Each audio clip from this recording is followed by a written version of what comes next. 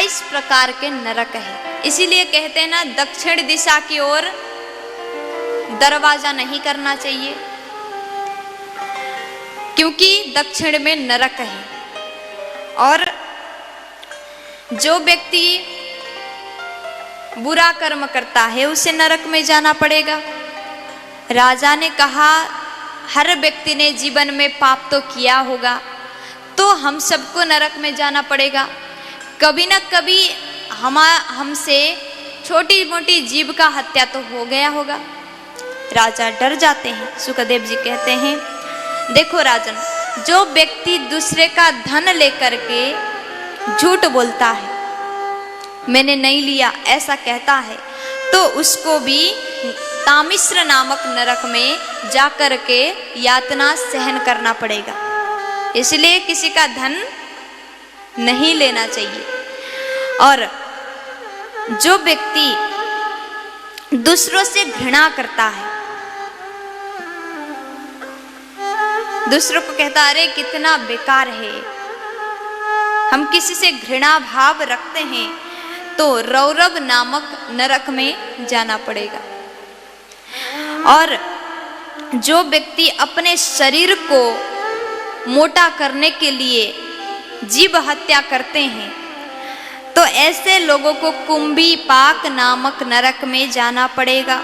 और वहाँ क्या होता है, इतना बड़ा कढ़ाई रखा हुआ यहाँ वहाँ पर, और तेल डाल करके तेल को उबालते हैं, गरम गरम करते हैं, और वो खौलता हुआ तेल में हमारे शरीर को डाला जाता है।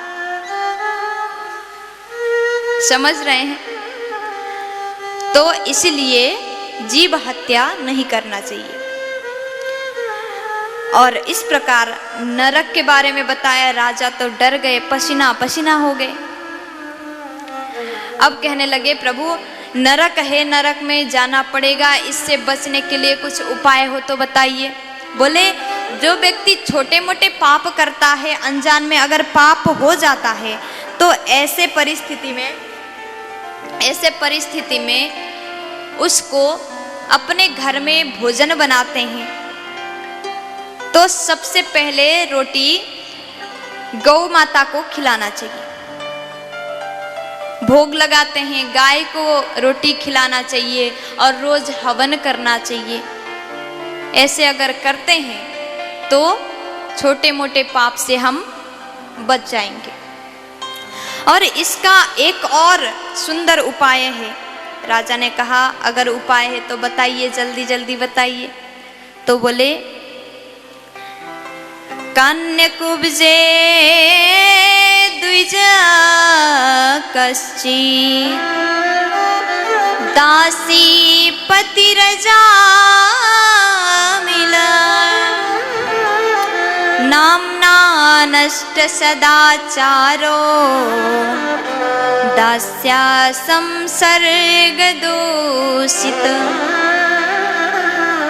कन्यकुब्ज नाम के शहर में एक व्यक्ति था जिसका नाम है अजामिल।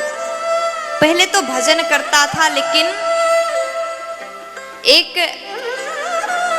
स्त्री को घर में लेके आया और उसके संग से, क्योंकि उसका स्वभाव सही नहीं था, ऐसे स्त्री के संग से उनका भी संग बिगड़ जाता है, तो वो भी बुरे कर्म करने लग जाते हैं। दास्या संसर्ग दूषिता। और अजामिल रोज सबको मारता था, बुरा कर्म करता था, उसके नाम से बच्चे लोग डर के भाग जाते थे, ऐसा दुष्ट था। अब एक दिन क्या हुआ, वो कहीं गया था, तो उसके घर में कुछ संत लोग आ जाते हैं और साधु संत आ गए, रात्रि में पहुंच जाते हैं। अजामिल कहीं गया था। अजामिल की पत्नी को पूछा, ये घर किसका है? हमने सुना है ये कोई भक्त का घर है। बोले, ये कोई भक्त का घर नहीं है प्रभु, आप गलत एड्रेस पर पहुंच गए हो। जैसे बताया तो कहते हैं, सब बात बता दिया अजामिल की पत्नी ने। फिर उसके बाद संतों ने कहा हमें कुछ सूखी भोजन दो, आटा दे दो, हम बाहर बना के प्रसाद ग्रहण कर लेते हैं। अब सब लोग बना के भोजन तैयार करके पा रहे थे। उसी वक्त अजामिल पहुंच जाता है। जैसे देखा सबको देख के चिल्लाने लगा, अरे तुम लोग कौन हो और दूसरे के घर में आकर के ऐसे खा रहे हो जैसे अपना ही हो सब कुछ, शर्म नहीं आता? डांटा। फिर संत लोग देख रहे हैं, कुछ नहीं बोला। पत्नी ने आंख दिखाया, अरे क्या कह रहे हो, ये संत लोग हैं, मैंने खिलाया। अब पत्नी से तो सब लोग डरते ही हैं, प्यार से बोलो।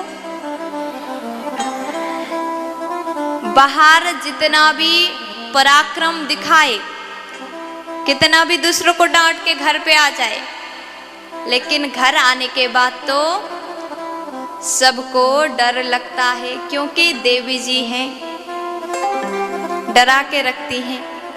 बोल दीजिए ना, अरे प्यार से बोलो ना जी। हाँ, डर लगता है ना। अभी बता नहीं पा रहे ना, शर्म आता है, पब्लिक एरिया है। बोल दीजिए ना। और उसके बाद पत्नी ने आंख दिखाया। संतों ने कहा तुम्हारे कितने बच्चे हैं? तो उसने कहा महाराज एक बालक अभी गर्भ में है। तो बोले अच्छा, जब बालक पैदा हो जाएगा तो उसका नाम नारायण रख देना। साधु ने विचार किया, हमने किसी के घर में अगर भोजन किया है, प्रसाद ग्रहण किया है, तो उसका कल्याण करना चाहिए। साधनोति परम कार्यम इति साधु, जो हमेशा सबका भला करने का इच्छा रखता हो वही साधु है। केवल भेष में चलने से, तिलक लगाने से ही साधु नहीं बन सकते।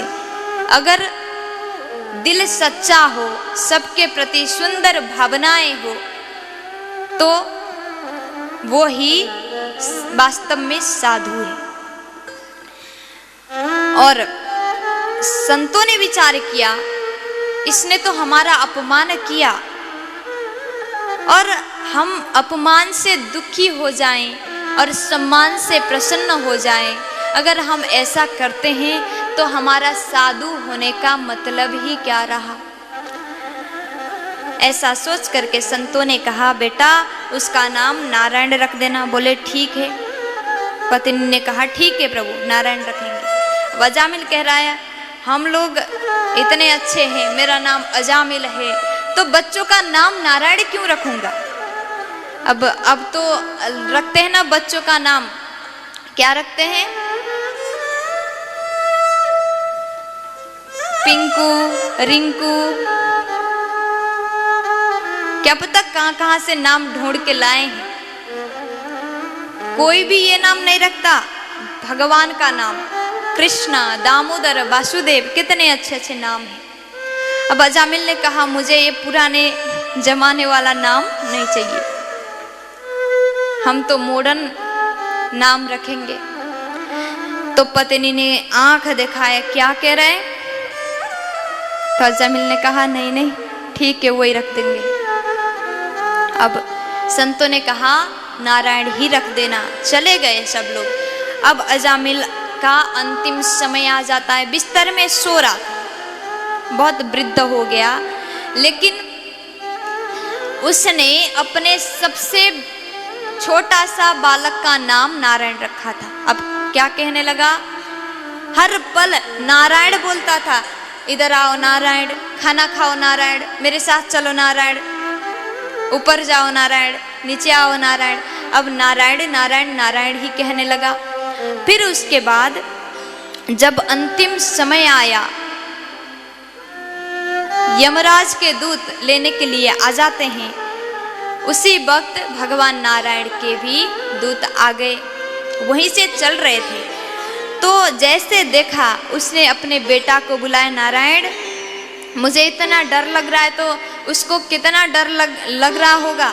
नारायण इधर आ जाओ, जैसे बुलाया एक नाम के प्रभाव से भगवान विष्णु के दूत वहां आ जाते हैं। तो भगवान के दूतों ने कहा तुम क्यों आए हो? बोले हम इसे लेने के लिए आए हैं।